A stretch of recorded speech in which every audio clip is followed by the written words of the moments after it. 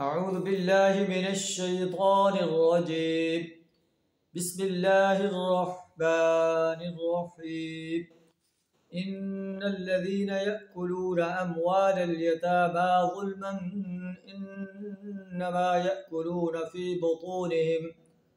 إنما يأكلون في بطونهم نارا وسيصلون سعيرا.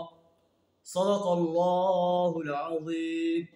سورہ النساء آیت نمبر 10 آپ کے سامنے تلاوت کی، جس کا ترجمہ کچھ اس طرح ہے: ان الذین یأکلون اموال الیتامى، جو لوگ یتامہ کے مال کو ظلم کے ساتھ کھاتے ہیں، انما یأکلون فی بطونہم نارا، وہ اپنے پیٹ میں آگ بھر رہے ہیں، ایسے میں آگ کھا رہے ہیں، یأکلون کھا رہے ہیں، فی بطونہم نارا اپنے پیٹوں میں آگ، وسیصلون سعیرا، اور عنقریب وہ بھڑکتی ہوئی آگ میں جائیں گے۔ تو یتامہ کے مال کو کھانا بہت بڑا گناہ ہے۔ اللہ قرآن میں ارشاد فرما رہا ہے کہ ایسا انسان اپنے پیٹ میں آگ بھر رہا ہے اور قیامت کے روز دہکتی ہوئی آگ میں داخل ہوگا۔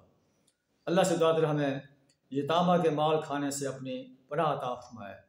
وآخر دعوانا الحمد للہ رب العالمین۔